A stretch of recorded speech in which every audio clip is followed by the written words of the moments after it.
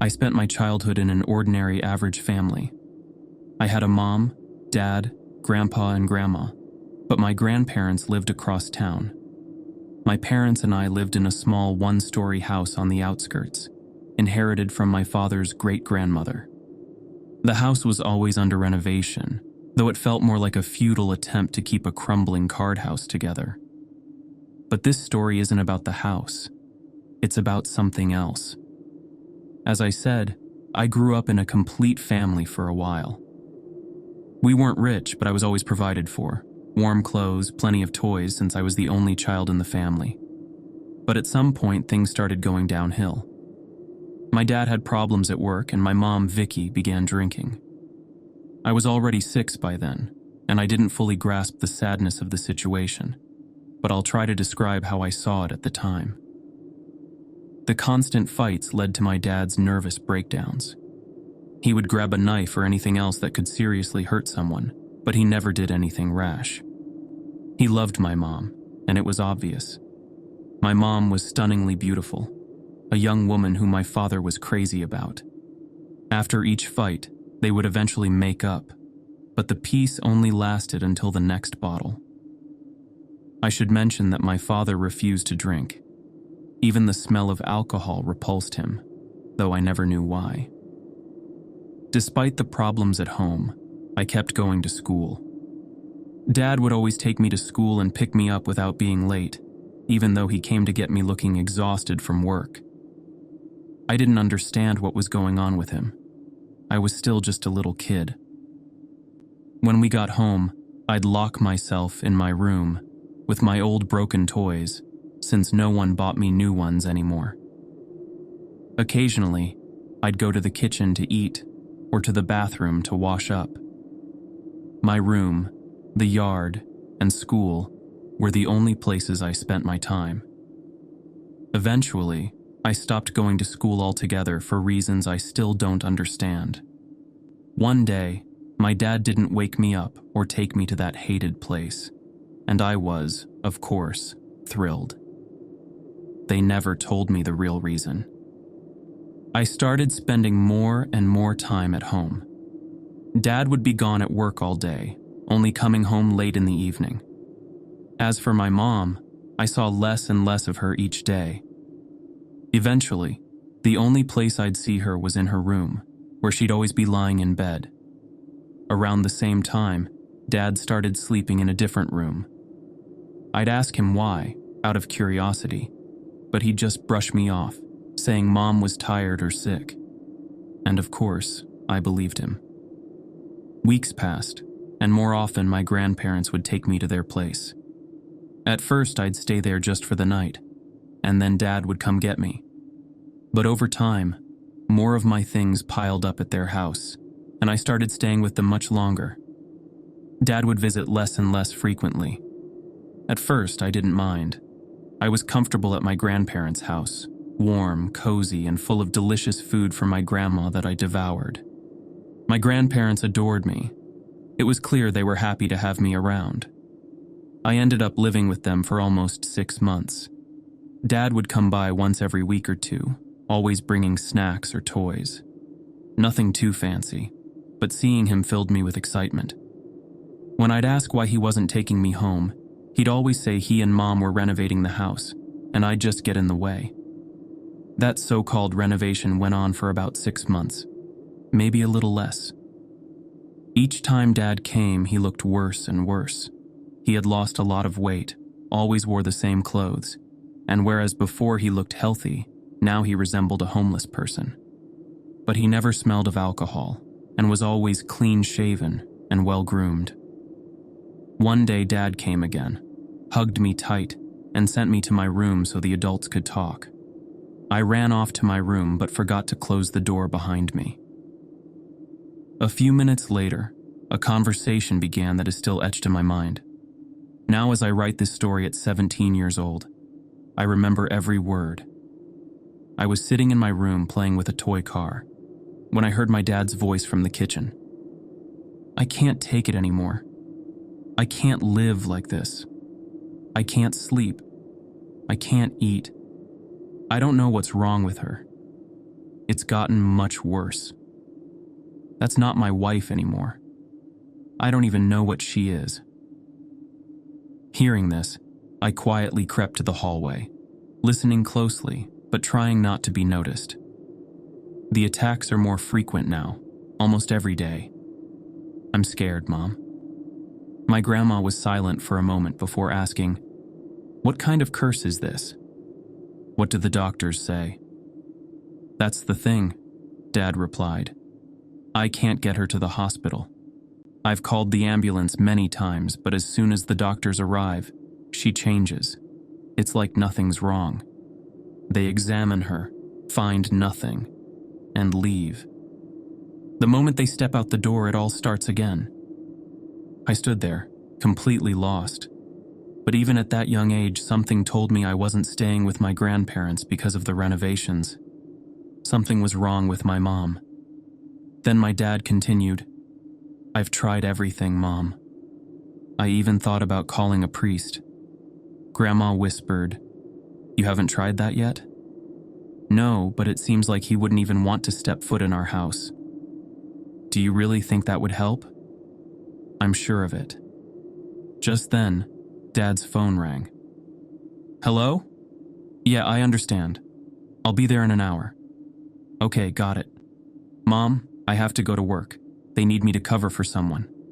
Watch the boy, please." "Of course, I'll keep an eye on him. Don't worry. Go with God." "Where's Dad, by the way?" Grandma asked. "He's with Valerie in the garage. He spent all his money on some old moped that doesn't even run. They're trying to fix it now." "All right, go with God," Grandma said as she closed the door behind my father. After that conversation, Grandma came into my room and called me to eat. That day passed like any other. I played in my room, and Grandpa came home late in the evening, drunk. Grandma barely managed to get him to bed. The next morning, something strange happened. I woke up to someone gently shaking me. Opening my eyes, I saw my mom standing in my room. At first, I didn't understand what was happening, but after rubbing my eyes and realizing it was her, I was overjoyed. She hugged me. "How are you, sweetheart? I've missed you so much. Let's go home." Of course, being a little kid, I was thrilled and immediately agreed. "But we have to tell Grandma," I said. "She's asleep. Why wake her?" "We'll call her when we get home," Mom replied. I didn't question it. After all, Grandma was old and always napping. I got dressed with Mom's help, and we left the house. As we walked out, I noticed something odd. My grandparents' room was at the end of the hallway, and the door was locked. From under the door, a dark red liquid was slowly oozing out. "Mom, what's that?" I asked. "I don't know, honey. Maybe Grandma spilled something. She's old, you know." I walked behind my mom, still thinking about the conversation between Dad and Grandma. The red liquid under the door didn't bother me much at the time. I just held my mom's hand, and we left the house. We took an empty trolley bus home, and I ran up and down the aisle, playing and swinging from the poles, so excited that the bus was completely empty. When we finally got to our house, something felt off. First, there was no sign of any renovations, none at all. In fact, the place was a mess, especially Mom's room. When I saw the state of her room, she quickly shut the door, trying to hide whatever was inside. The day went by normally, but Mom started acting strangely. The first thing I noticed was the way she walked. She was wearing a long skirt, but I could still tell that her legs were wrong. It was like they were bent backward, which made her walk awkwardly. I hadn't noticed it before, or maybe I just hadn't paid attention. The second thing was her voice. Sometimes it would change mid-conversation, becoming suddenly deeper and rougher.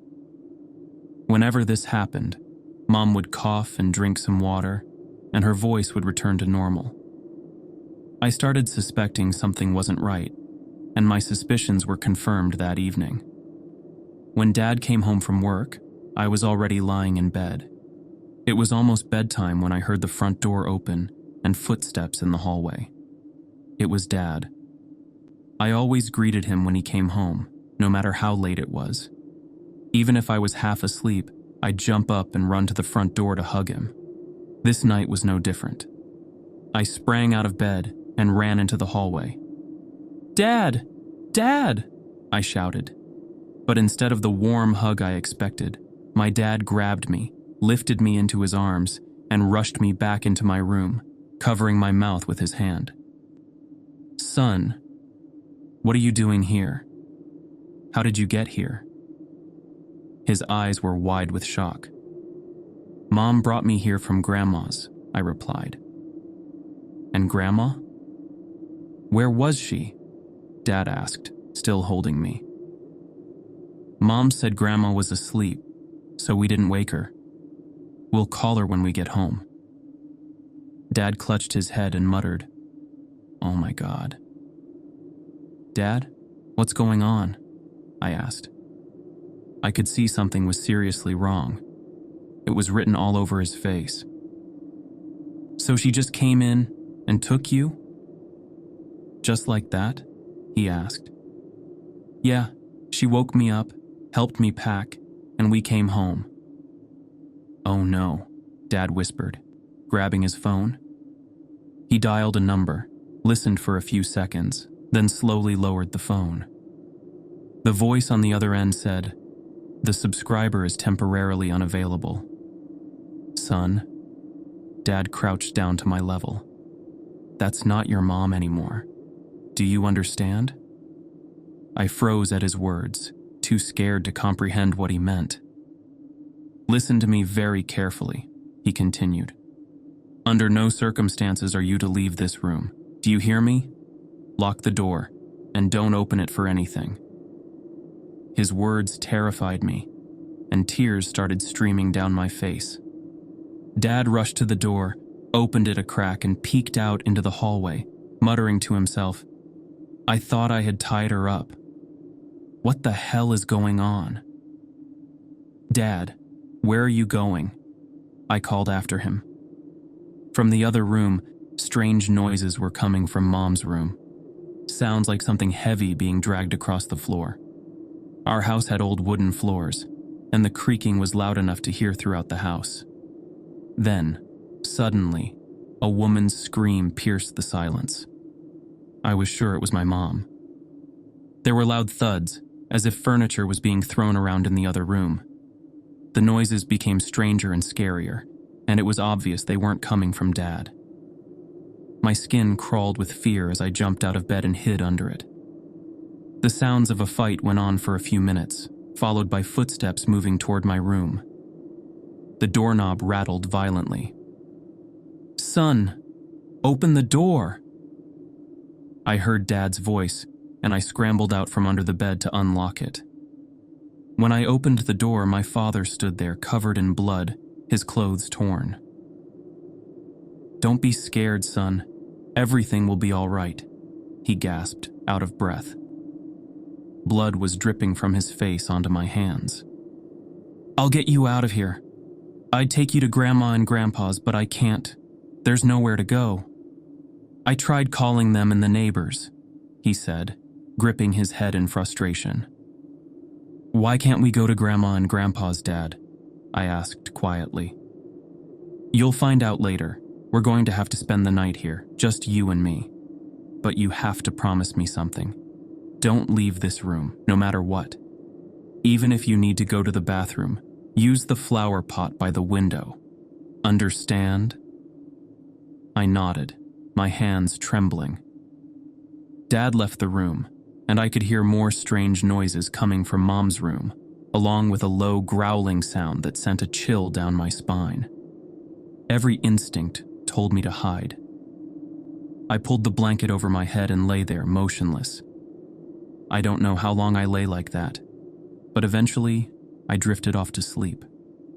I was startled awake by a voice, soft and gentle, calling out to me.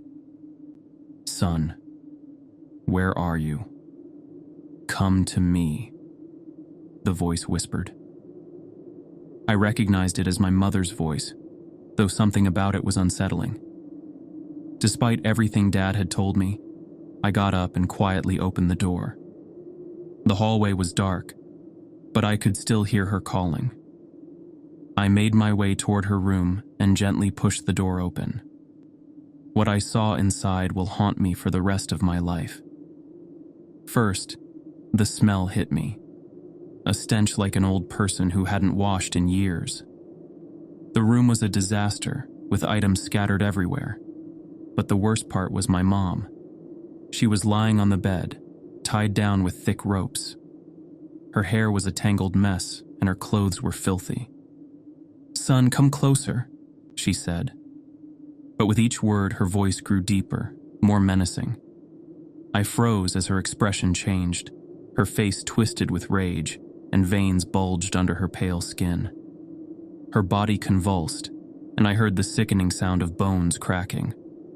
Her movements became unnatural, almost inhuman. She turned her head toward me, eyes wild with fury. "Come closer and untie me," she snarled, "or I'll crack your skull open and feast on your brains." Her voice wasn't hers anymore. It was something monstrous. Terrified, I let out a scream and ran back toward my room. Halfway there, Dad grabbed me. "I told you not to leave the room," he yelled. "Why didn't you listen?" I stood there sobbing, unable to speak. The image of my mom, or whatever she had become, was seared into my mind.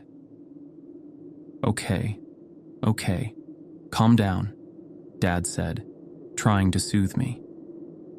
From Mom's room, the terrifying sounds continued, the floor creaking as if something enormous was moving around inside. "Dad, can't we call the police? Do something?" "I've already tried that. It didn't help," Dad muttered. "But listen, here's what we'll do. I'm going to pack our things. We'll call the police again and they'll take both of us away." Dad rushed to my room, and I started grabbing my toys and clothes, stuffing them into a bag. He ran to the living room, bringing back some documents, which he also shoved into my backpack. Then he made a call, likely to the police, and asked them to send a car. As we waited, I noticed the smell of gas coming from the kitchen. About 10 minutes later, I saw flashing lights outside the window. Dad and I ran out of the house, and I climbed into the police car, still crying and shaking. Dad told me he'd go back inside to grab the rest of our things and explain everything to the officers. He hugged me tightly, kissed my forehead, and ran back into the house. What happened next still sends shivers down my spine. Just a couple of minutes later, there was a massive explosion. Luckily, the police car was parked far enough away that we weren't hit by the blast. Our yard was big, so the house wasn't completely obliterated, but the shock was still enough to leave us stunned. The officers grabbed their heads, shielding their ears, while I sat in shock, crying and trying to open the car door, but it was locked. The officers quickly called for firefighters and paramedics. Everything after that is a blur. Firefighters, doctors, and police rushing to the scene. They loaded me into an ambulance, and that was the end of it. Not long after, I found myself in an orphanage. Why? Because Grandma and Grandpa were found dead in their house.